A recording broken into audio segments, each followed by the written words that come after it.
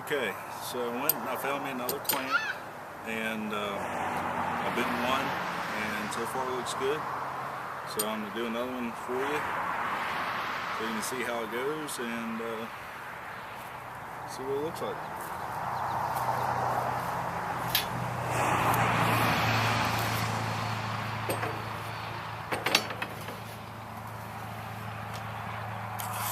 So again, we'll measure 5 feet.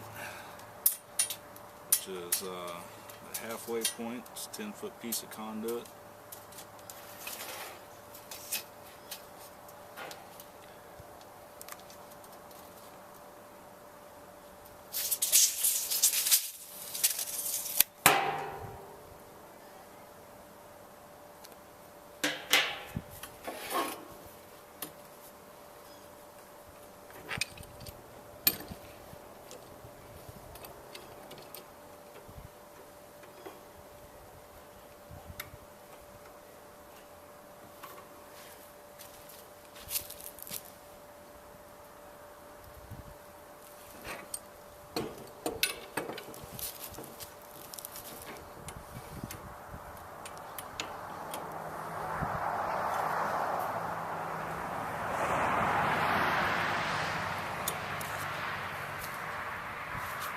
Alright, so we have this nice and tight now, clamped down with our 2 clamps.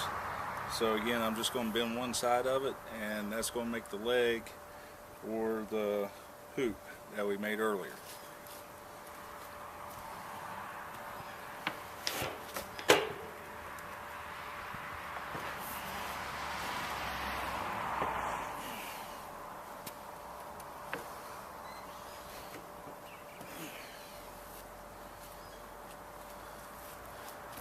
And there you have it, one leg.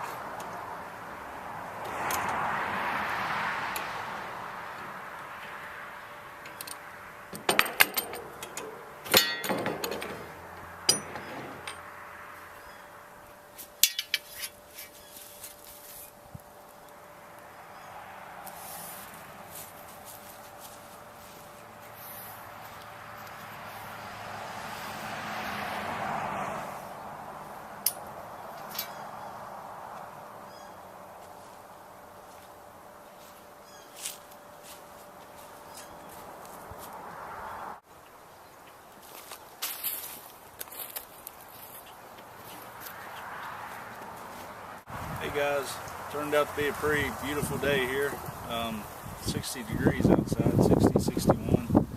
Getting down to the last 2 pieces of conduit to bend. Thought I'd go ahead and show you the progress I've made on that.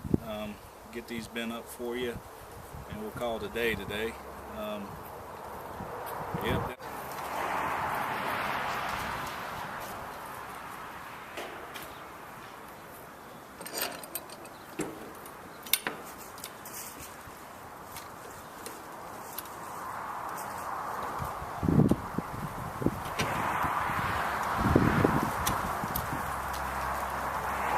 Just so you know, it's 60, 61 degrees today, but it's also the first week in February.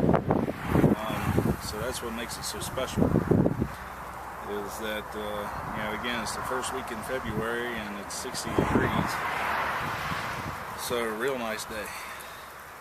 But just to recap, I'm only bending half of this side, one half of this, so that we can get the legs made for the hoop that comes down, and then half a leg that meets up with it should almost make about a 90 in it, or yeah, 90. So that's the reason for doing this. Just want to demonstrate it for you.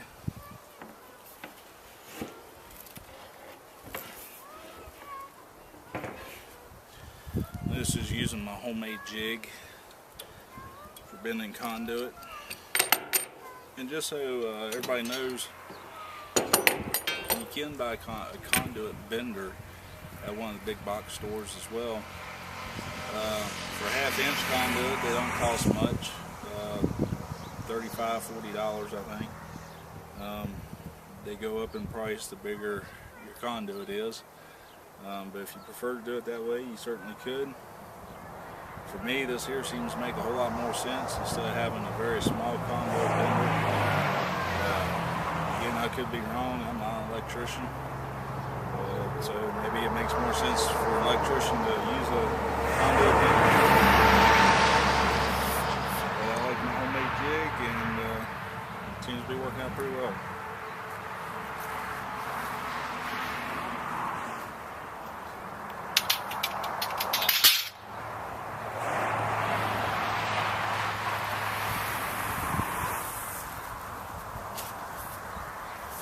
Now we're at the very last piece of conduit, which is the piece that I've been looking for.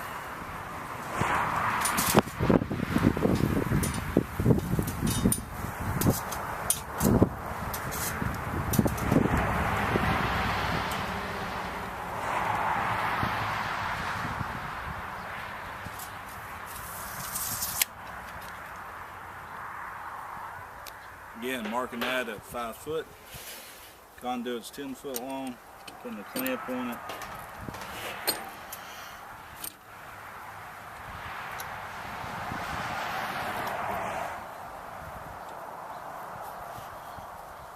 Since we ain't making the hoop and we're just making the leg, I'm putting a clamp on this side to help hold it while I just bend the other side. If we was making the top hoop, we would leave this clamp off and bend both sides, but we just want to bend one side, so we're going to hold that side down while we bend this side.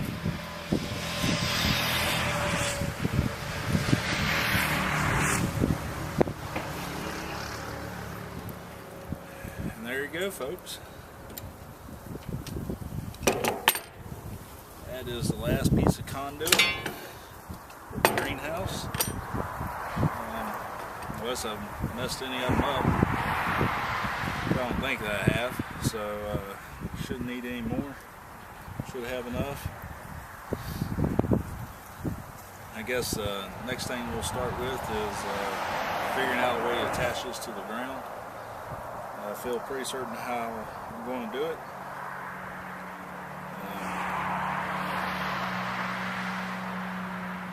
Might be next weekend, I'm not sure. It's supposed to be really cold next weekend. So it might be the weekend after that we start getting this attached to the ground and start getting it erected. And letting it start to take a shape. Once we get all the hoops up, we'll do some framing on the inside of it to make it sturdy and support the snow load. That you should be concerned about. More or less depending on where you live, but that's where we're at right now. We got all the conduit built. We're going to figure out a way to attach it to the ground.